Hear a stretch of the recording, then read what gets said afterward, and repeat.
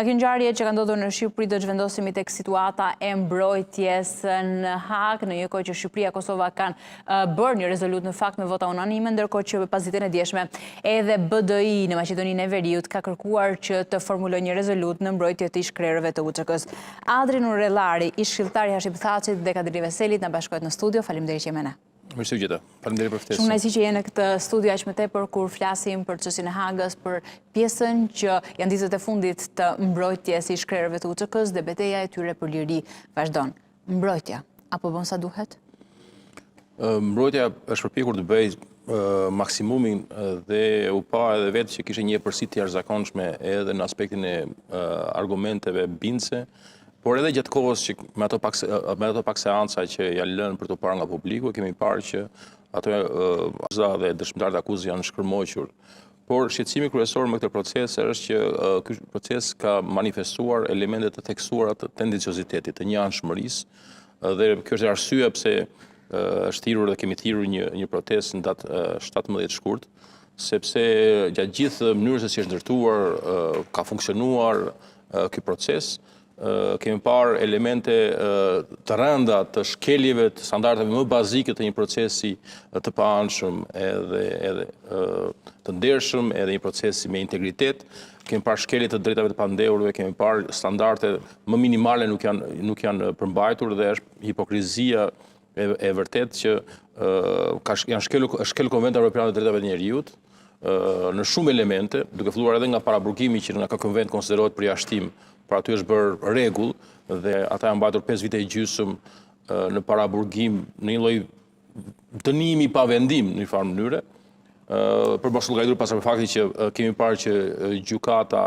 ka marrë anën me prokurorin dhe ka bërë pyetje sugjestionuese dëshmitarëve të akuzës. Kemi parë që avokati i popullit brenda nuk ka kaluar rolin e vet dhe nuk ka pranuar asnjë prej kërkesave të pandehurve, përfshi ato ndërmend një humane dhe njerëzore të shkuarit të merrnin pjesë në varimin e prindërve. Dhe qoftë presidenti Thaçi, qoftë Kadri Veseli, qoftë Haxhi Shala, nuk është mundësuar të shkojnë në përcjelljen e botën për teme të prindërve. Dhe pra janë shumë elemente thelbësore, kemi parë që nuk është lejuar mundësia për të pasur një mbrojtje efektive, nuk është sepse ato që ka sjellë mbrojtja, qoftë dëshmitar, qoftë prova, janë vendosur në shumë filtra dhe shpesh janë refuzuar, ndërkohë që provat që ka paraqitur prokuroria që janë gatuar në Beograd janë pranuar pa shumë filtra, pa shumë studime, pa analiza të mirëfillta dhe pa dëshmi të mirëfillta. Dhe në këtë aspekt, pa llogaritur pasaj që qasja e barabartë nuk ka qenë në proces, ajo që quhet barazia e krahëve. Krahu i mbrojtjes nuk ka pasur njëjtat resurse, kohë, kapacitet e mundësi për të përballur një prokurori e cila është mbështetur mbrapa jo vetëm prej pothuaj tashmë 2 dekada procesesh të njëpasnjëshme për Kosovën, por edhe nga një shtet si Serbia që ka furnizuar me materiale dhe ka punuar për të ditë. Pra, një proces i tillë do bënte me turp Bashkimin Evropian. Dhe këto shkelje të Konventit Evropian të Njerëzit janë paradoksale sepse Këshilli i Evropës është faktikisht bazuar në Konventin Evropian të Njerëzit. Pra është një lloj hipokrizie lloj vet dhe ne përpiqemi ngrejmë zërin që Bashkimi Evropian të kthej kokën edhe ta trajtojë të gjë, sepse kjo gjykat është ndërtuar si një organizatë autonome, si një institucion burokratik në formën e korporatës. Sepse i ka munguar supervizimi, llogaridhënia, transparenca përkundrejt kuvendit të Kosovës nga ku ka dalë, dhe i ka munguar nga Parlamenti Evropian dhe institucionet europiane, të cilat janë palë në marrëveshje të organizimit dhe ndërtimit dhe financimit të kësaj gjykate. Pra, duke qenë kështu autonome, kjo ka funksionuar me logjikën e një aktori më vet, burokratik, që vetëm është përpjekur të zgjasë mbijetesën, të zvarritë proceset për ta garantuar mbijetesën, të shtojë të kërkojë më shumë fonde dhe të justifikojë ekzistencën e vet ndërmjet këtyre proceseve që lënë shumë për dëshiruar. Kështu në këtë aspekt është përflet indinjuese çfarë ka ndodhur dhe është e pallogaritshme dhe dëmi që bëhet jo vetëm atyre, sepse kjo nuk është një gjyq për fatet personale të liderëve të UÇK-s. Është edhe për ta, por më shumë është një gjyq që i bëhet historisë së Kosovës, historisë së kombit shqiptar. Bëhet një precedent i rrezikshëm nëse shkojmë në dënimin e tyre?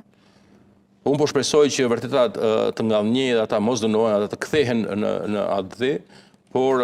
do ishte është e paimagjinueshme që kjo të ndodhte, sepse do ishte një kurorëzim i përpjekjes Serbisë për të retushuar, për të rishkruar historinë dhe për të barazuar xhelatin me viktimën, pra agresorin me viktimën. Dhe për ne shqiptarë në përgjithësi, por për shtetin e Kosovës në veçantë, që është ndërtuar me ushtrinë çlimtare, me rezistencën armatosur të një populli përmbijetesë që rrezikoi nga shfarosja gjenocidale, dhe vetë për ndërhyrjen humanitare të perëndimit bazuar në ato vlera,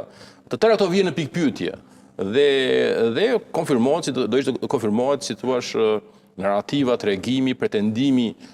serb që të gjithë jemi të barabartë, të gjithë jemi njësoj, krimin kanë bërë të gjitha palët, pra një lloj relativizimi i përgjegjësisë historike që neve na lërzon nga empërsia morale si një popull i cili u viktimizuan, por prapë u ngritëm në këmbë dhe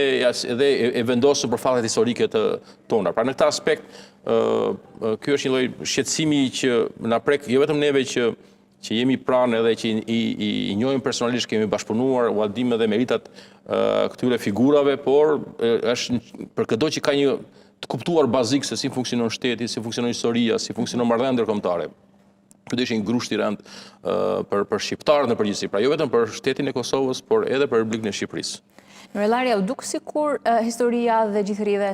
e kësaj në Haag mori një drejtim tjetër, një kohë që James Robin dhe Wesley Clark deklaruan, atje bën deklaratat e tyre, ishin ana mbrojtëse në fakt në deklaratat e tyre ndaj shkrerëve të UÇK-s, dhe u duk sikur historia tashmë po dëshmon të kundërtën e asaj që pretendonte gjykata dhe pritshmëritë apo probabiliteti që ata të liroheshin ishte shumë i lartë. Shiko, ata vetëm kanë konfirmuar të vërtetën historike, po vetë fakti që ata janë aty për 5 vitesh